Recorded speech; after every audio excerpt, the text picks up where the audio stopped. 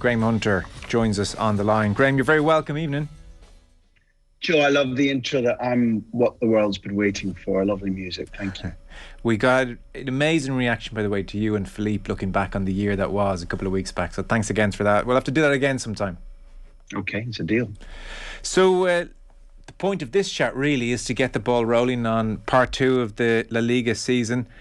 Real Madrid have a 4-point gap over Sevilla in second, so beginning maybe to stretch their legs and look for a second title in 3 years. I feel a touch of a fraud in this conversation. I suspect, by the way, and interestingly, I am probably like a lot of the off-the-ball audience in that, in comparison with a decade ago or half a decade ago, because of television rights and various developments, I'm probably less in touch with the domestic performances than I was once upon a time. So kind of interested to get your sense of where the league is.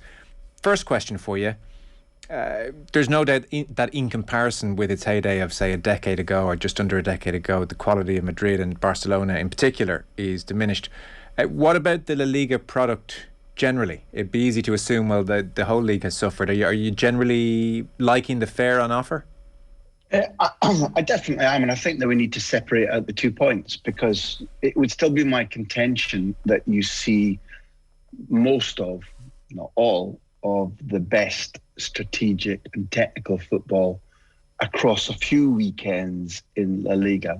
I wouldn't argue that if you picked one determinate weekend and said, I can just bank on it for absolutely sure, that we've still got this supreme, full cream version of European football every single weekend. And it would be just, I'd be a dolt, Joe, after all the years that you've spent using me as a means to analyse or enjoy La Liga football, and the quality of your audience and their knowledge, your knowledge, that we've all lived through not only the best era of La Liga, but the era during which I'm absolutely sure there has never been such overall domination of European football. If you lump together the La Liga teams and the Spain national team, that sometime from 2000 onwards, when Madrid were constantly winning the European Cup, and then Barcelona came to life, and Valencia made European finals, and Deportivo reached the semi-final and should have gone through to the final, and Atleti joined the fray, and Spain won everything. I don't think that you can sit here now and say, well, the pendulum hasn't swung a little bit. It has. The world has changed. If you think about an era that brought together Xavi and Xabi Alonso and Piqué and Ramos and Casillas and Villa and Torres in the national team, but also the clubs managed to spend brilliantly on players that other elite football sides hadn't seen, and Barcelona produced, continuously over 99 when Xavi broke through to maybe 2011, 12, when Pep's team was still able to introduce players from the cantera, from the youth system. We lived through eras that have never been equaled across Europe, I don't think.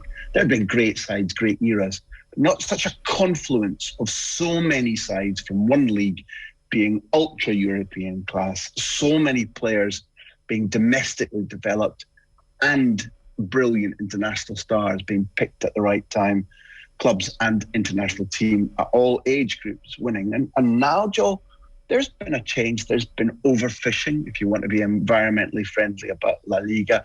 It's too often now that big clubs come in and think, well, the way to damage Spanish clubs and the way to embellish our skills would be to buy them at 16, 17, 18, 19, even 20, 21. And players that typically would have been in Spain until maybe they were 28, 29, and then opting to go somewhere else, might be leaving 10 years earlier. Sometimes they bounce back, sometimes they don't. But that's made a difference. Madrid have invested hundreds of millions in the stadium and then haven't been spending as powerfully. Barcelona have tied their laces together, painted clown face on, and fallen flat into the custard. And Valencia bought a stadium that they couldn't afford because of the crash, and they've been neutered. And Atleti have been very strong, but they've treaded water this season. I could go on. Yeah. You still see brilliance. If you tune in to Premier, for example, in your country, this weekend was extraordinary, where the leading sides just about all went down 2-0 and fought back to win through 3-2 with goals that would make the hair in the back of your neck stand up. Attitude, atmosphere, brilliant crowd atmosphere. It's good, Joe. Yeah. But you knew when you asked the question, you lived through what's reported on not just the golden era of Spanish football, but I think the golden era of any European football. It was outrageous, yeah. And do you detect in the punditry or in the fans or in the writing about the game now that there is a constant looking back to the past? Like, for instance, with Manchester United, I think Manchester United are the definition of a club that's always just very mindful of the recent past, and everything harks back to the recent past. Do you detect that across the Liga coverage, or is everybody just too engrossed in the cut and thrust and enjoying the football like the weekend just gone? No, I think there's a certain bewilderment because the majority of people involved in the sport have become used to, something like 20 years of greatness, nearly. And therefore, it does leave them coughing and spluttering for air a little bit in certain sectors. I think you're talking about in the fans, the media, player developers, football directors, chairmen. And the afflictions that we're talking about, if you want to make a direct comparison with Manchester United, yeah, it's really clear that Deportivo La Coruña, who were very nearly good enough to reach the Champions League final 15, 16 years ago, are in the third division. Valencia are in a deadly self-harming war between the fans and Peter Lim, who effectively saved the club from going to bankruptcy. They might not like what's happening now, but they're still alive and breathing.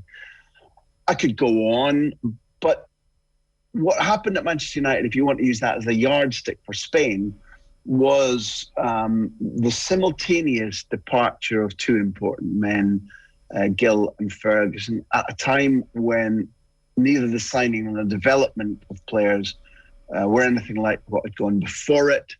And the owners installed somebody who was incompetent at the job he pretended to be able to do, Woodward. And those circumstances aren't replicated at Real Madrid at all. And they're not replicated at Football Club Barcelona because they stayed great longer and then fell over, not because of the owners, but because of the fans who voted in. Democracy sometimes doesn't work. The fans at Barcelona voted in, a guy who ran the club like a Muppet would run it in Bartomeu, and he then made a host of bad decisions, hired the wrong people. And the Excelsior nature of the way in which Barcelona signed and developed came to an end. And the treble season of 2014-15 looked like it was just, well, here we go again, restart. And it wasn't. It was the edge of a precipice. And then when Messi left, disaster. So that the Manchester United effect is not replicated in La Liga. And one of the things that I think is important to answer your question is that I went to film at Carrington a few years ago, and they showed us, as part of the project we were doing, maybe you know this, a giant cage, which is where they wanted to replicate the values of street football so that there would be artistry and quick-wittedness and bit of daredevil and the ball constantly in play. And as far as Manchester United could afford it, no refereeing. So it was like the street, self-policing. But the coaches were all there and they would intervene if needs be. And the night we were there, the coaching staff, which included Quentin Fortune, said to us, "What's this guy Greenwood? We know he's got..." Okay. So we watched Mason Greenwood and he got done during an attack and there was no ref, so they let it go. And about 4 or 5 minutes later, he was on the ball attacking the same player. And his revenge was to skin the player completely. And as he went past him, to give him a side hander and give him a good sore one. And they went on the touchline where we were like, "You beauty, that's what we want. That's fantastic." But they said, right, just because he struck him, we're going to have to red card him. And, in months to come, we'll tell him, more of that, please. Now, if I compare what they're trying to generate to your point about La Liga, across La Liga and some of the big clubs that are in the second division, the development ideas, the philosophy of how to scout, the types of players they're picking up who have played futsal with a heavy ball since they were 4 or 5, you can't get long, things I was talking to you and to Jared 20 years ago, those things are still happening.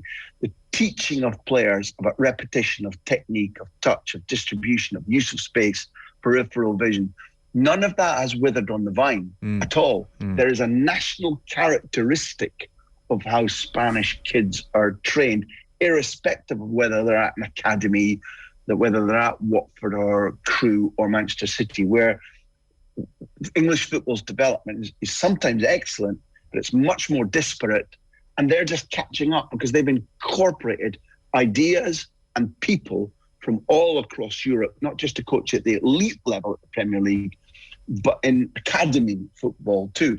And I think that means that in that area, that the speed with which Spain can regenerate superb talents coming through young, small, maybe African, Spanish blend, all shapes, sizes, colours, creeds, the regeneration level is still quicker in Spain. Okay, interesting.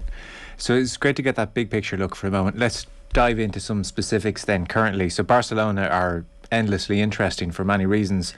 They're currently in 5th on 35 points. They win their game in hand and they'll nudge, 12 points off Madrid, but more importantly, back into Champions League contention in a very real way.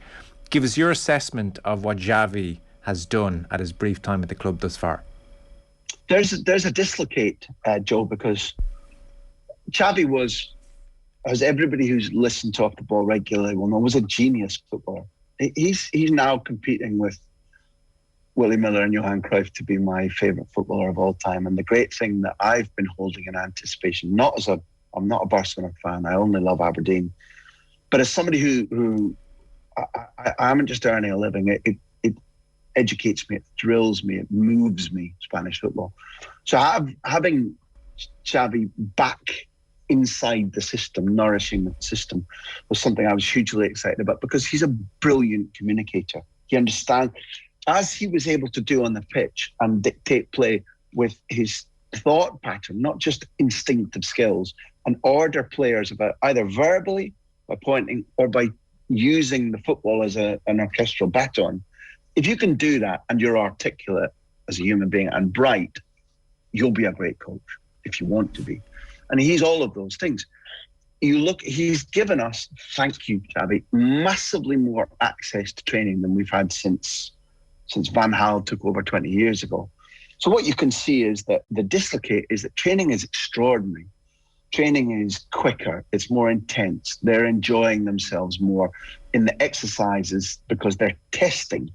And the exercise cracks the old philosophy that whatever Messi and Luis Suarez and Piqué want to do, that's fine. Instead of coming in and Xavi cracking them over the knuckles with a big stick, he's just changed all the drills, the competitive element between sets of players in drills. And you can see that in training, the ideas are to make them think positionally, to go back to one touch, half touch, to use space better, to think more quickly. It's a cobweb clearing exercise that, frankly, Joe, is you'd almost be as well selling the rights to that than selling the rights to La Liga football because it's brilliant to watch. How they're playing, there's the dislocate. They were awful at the weekend at Alaves. They didn't look fluent. They didn't look confident. It's hurt them badly that Ansu Fati, who is the youngest scorer for Spain ever, the youngest scorer in La Liga ever, the youngest scorer for Barcelona in any competition. It goes on and on, youngest scorer in the Champions League. He's injured again. He's at the moment opting probably not to have the operation that his hamstring tendon needs. He's going to go for a conservative treatment that hopefully gets him back playing sooner. I think it's a mistake. But not having a goal outlet, automatically a goal outlet, is stunting all the good work. And therefore, players are slower to make good decisions that they know they should do. I think it'll come. They're better since Xavi took over. Points, goals conceded, who plays, who doesn't play.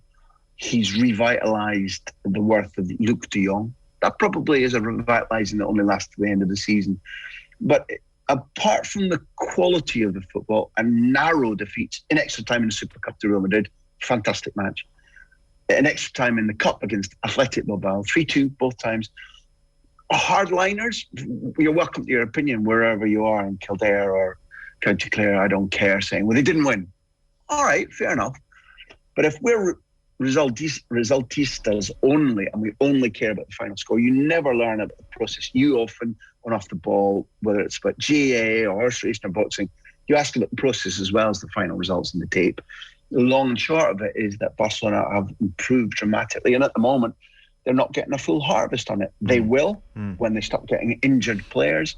The market isn't finished. I expect them to take at least one more player in on loan, because they can't buy and register players that they've got to spend money on and give big wages to. But I think they might get Morata, and they need a goal scorer. They genuinely need that, at which point they won't look like champions. They might not get past Napoli in the Europa League, might not.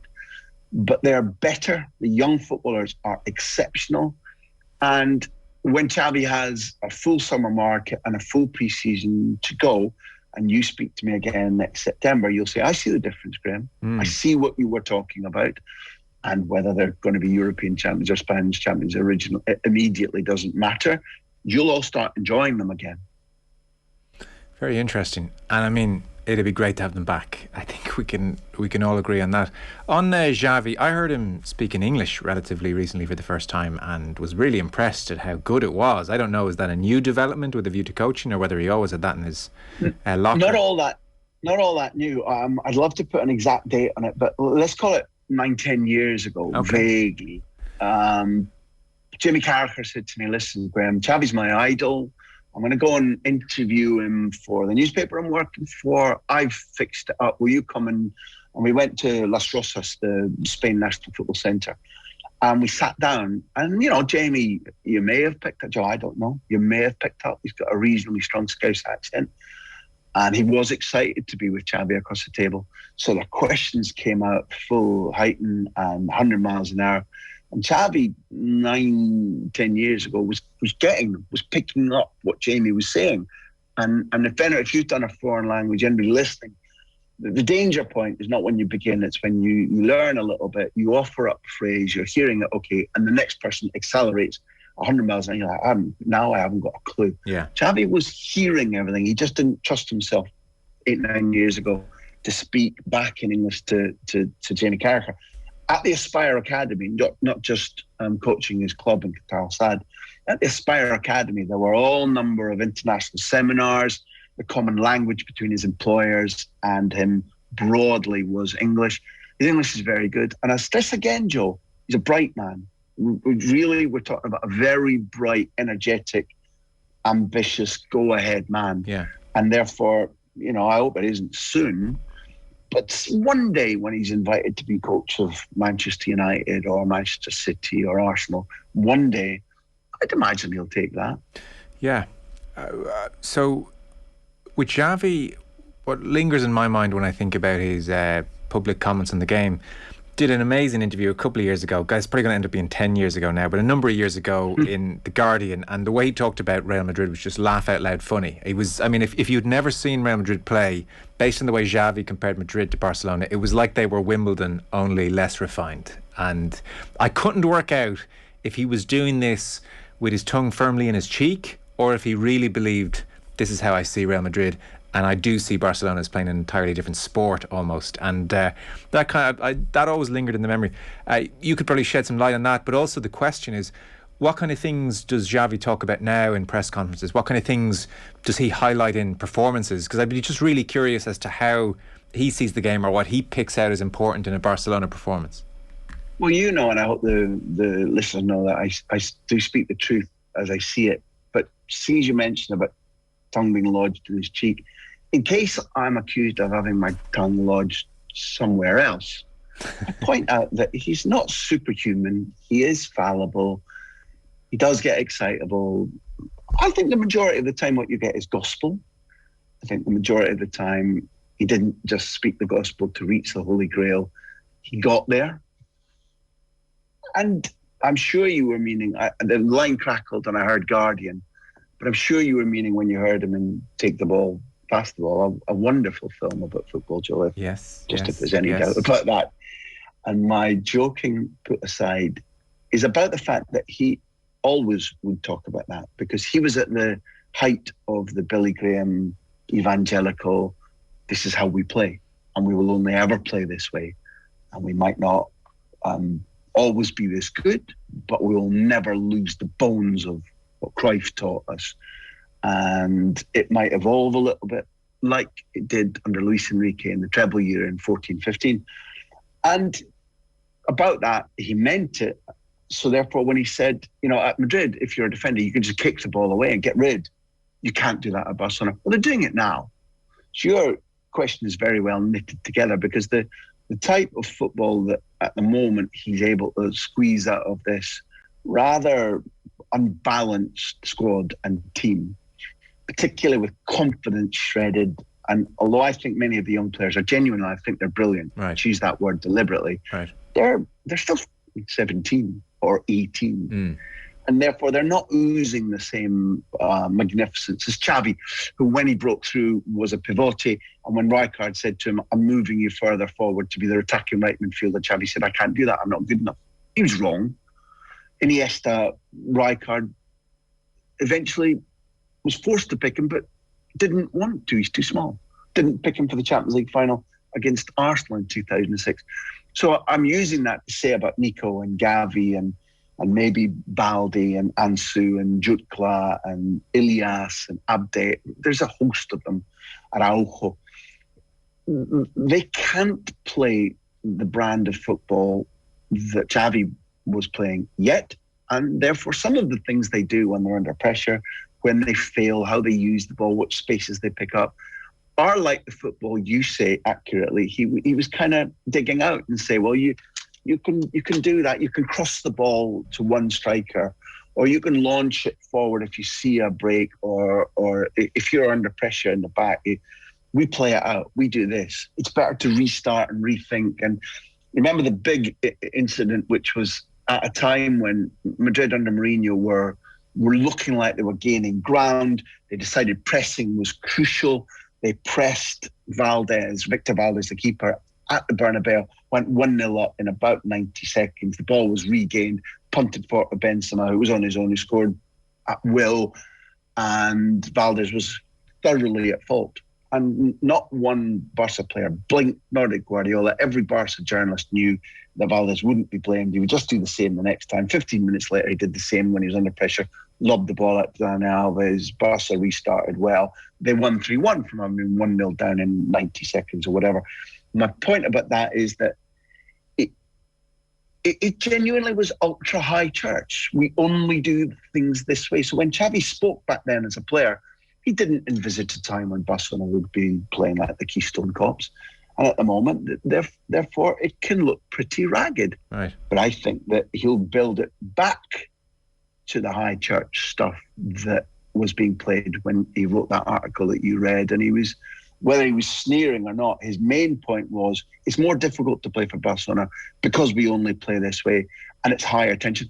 And when they were thrashing everybody, Joe, it was also Xavi who said, I'm nervous. I'm nervous till we go ahead. If we go 1-0, this is when they were running away with things in Europe and domestically, and every man Jack that you can say was the best player under Guardiola was on his best form. Xavi still said, our football is so high wire, so high risk, so fine calibration that teams can bully us. We're small. They can knock us around. And until we go 1-0 up, I'm nervous. And if we go 1-0 down, I can sense around the team a feeling of, is this going to be a bad day? They didn't. The results, the trophies, none of them spoke to that. But Xavi said other things than the thing you're referring to. And it was a high wire act. Okay, very interesting.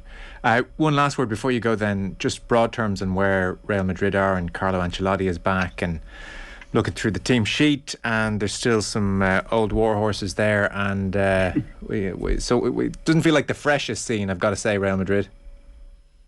Maybe not, but you weren't talking about Militao a couple of years ago, and he's one of the players of the season. I don't know what your position on Vinicius was 18 months ago. Mine was a devotee, evangelical, writing about him for ESPN all the time about shut up, stop doing the knuckle-dragging, basic monosodium glutamate, only criticise the flaws instead of looking at the good things. And luckily, because we all get things wrong, that one came right. He's now extraordinary. I believe that evidence at Flamengo before he came to Madrid guided us towards that. The coaching staff have been different towards him. Modric in particular has given Vinicius tuition. And I think that if you look at Peter Gonzalez coming in, an Afro-haired winger born in Madrid, but who's got, I think, Dominican Republic international status. If you look at the way in which Mondi has settled in, if you look at the way in which Valverde, who was out injured for a long time and got COVID, Valverde is still 23, and I believe he's exceptional. And then your point is exacerbated by the fact that they've signed Alaba, who's 30 plus, and we've all seen, Dani Carvajal's injury record. He's 30 plus. The midfield is brilliant. Casemiro 30, Toni Kroos 31, I guess. Modric 35. Your point's proven, but it should be enough to win them the title. I've been writing again consistently for ESPN. This isn't done. Madrid are odd. They hit the peaks. They're Pavlovian, Joe. They've been taught, this entire group, if they say big match, big rival, ding, ding, ding, we're slavering. You can see our teeth, we're hungry.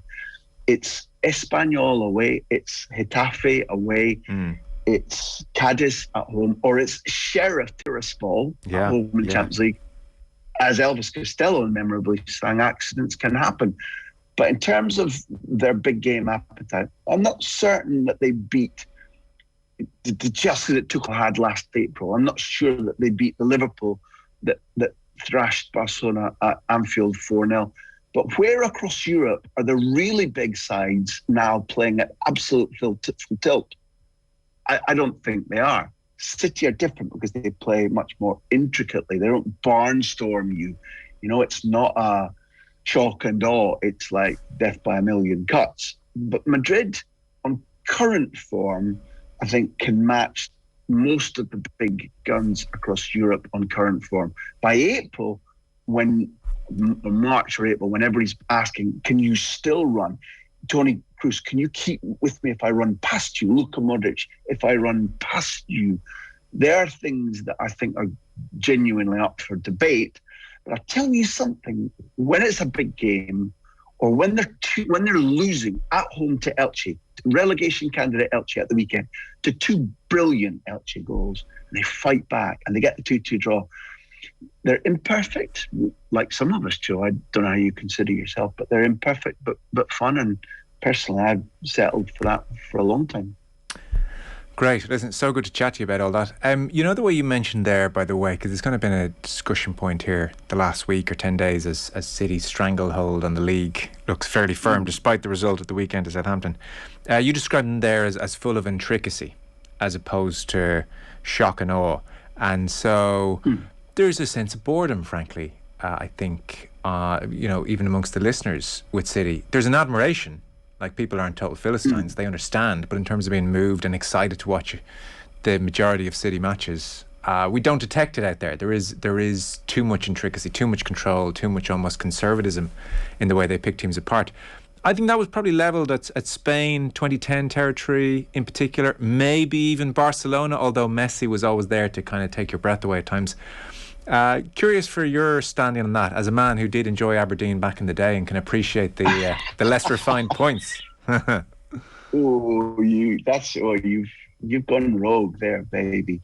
Look, I remember somebody, and I'm willing to name myself, as saying that people who dissed Spain or didn't understand or enjoy it should have the television license taken away, and I meant it. It was the case that many sides just sat back and banked defence against Spain. And the bull that people spoke about, Spain have won 1-0. Well, in all honesty, nobody comes out to party. And when they do, Germany, for example, in the World Cup semi-final, or Italy in the European Championship final, beautiful games, and Spain won. So whether the comparison to Manchester City holds good, I'm not sure. And I thought you made your own case in that. I know people got bored of Barcelona winning, but I've been knocked out by how much people fell in love with Iniesta and Xavi, and Messi and Puyol and Villa and Pedro for different reasons. And when I watch this debate, because I'm different from what you've described, I enjoy City because I think that they're sparklingly intelligent and technically exquisite and strategically still very good. But that's to do with the way in which Pep has trained them. I think that their really great footballers tend to be something like a fine wine acquired taste. If you want a sort of double gin and tonic, you got that in David Villa for Spain. He was brilliant. If you want something that is easy to consume and leaves you absolutely breathless, that was Leo Messi. I'm not Sergio Ramos. Whatever you thought of him, if you tuned in and watched him when Real Madrid were winning 3 straight Champions League, and Ronaldo, whether you like them or not, you've got character, you've got noise, you might have an argument, you might have a red card. It was barnstorming stuff. Which of the City players am I describing in any of those descriptions? You've got a block. I think you've got, everybody knows that Cancelo's improved. Everybody knows that the keeper is up in the top 4. De Bruyne, everybody knows, is a good player, but does he do what Ronaldo did or Messi did? Does he resemble Xavi or Iniesta? I don't think so. So I don't mark them down because they don't have these bristling, sort of bloodletting, explosive individual players, I don't think. And they don't get people rowing in the press or getting sent off, taunting Manchester United in front of the Stretford End. Pep's probably quite happy because what they do is they keep learning, they keep obeying, and they keep winning. And I think it's rubbish to say, well, I'm bored because they're good. And I think that is part of the debate you've been talking about. It's just not the way I feel. If other people want to feel like that, then I still think that they should be on the Muppet Show. As far as do they lack certain individuals that just make you go, boy, I don't like them winning all the time, but I'm watching because of him. Do they have that?